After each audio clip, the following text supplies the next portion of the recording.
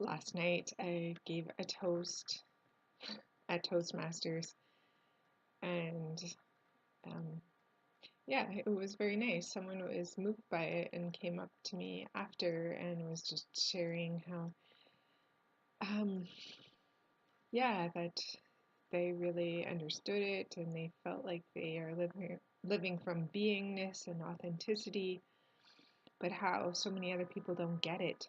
And I just sensed some angst in her voice as she shared.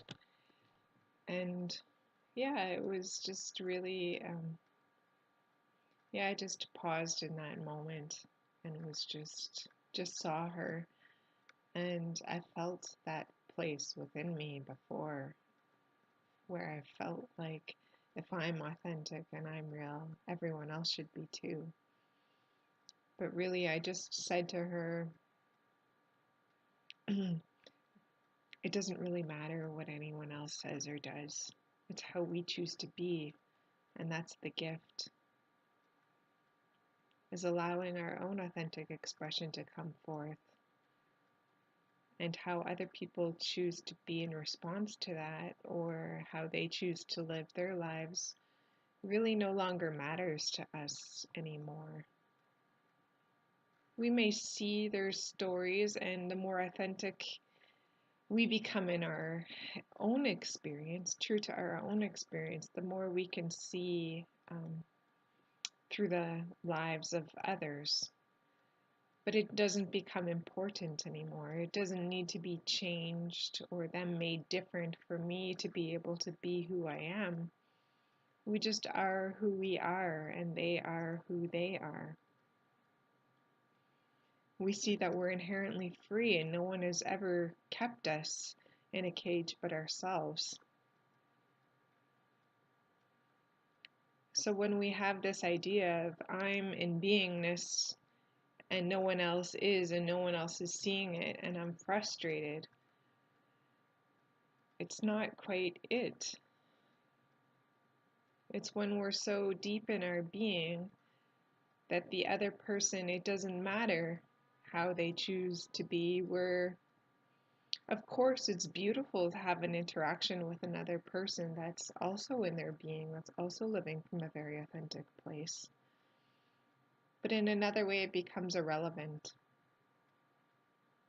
We don't look at them with judgment or feeling like somehow they are to blame for making me feel like I can't be in this place of beingness or authenticity, because we see it's no longer true. And no longer do we have to change others to try to make them be more authentic, because that doesn't feel true either.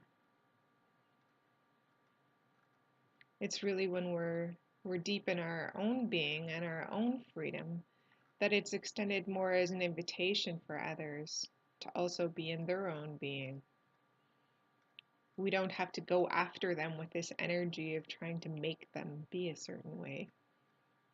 Just our being who we are naturally can be an invitation for those that may be ready or wanting to see through their own conditioning that's keeping them living a life that's not congruent to who they truly feel they are, or who they are in the deepest realms of their being.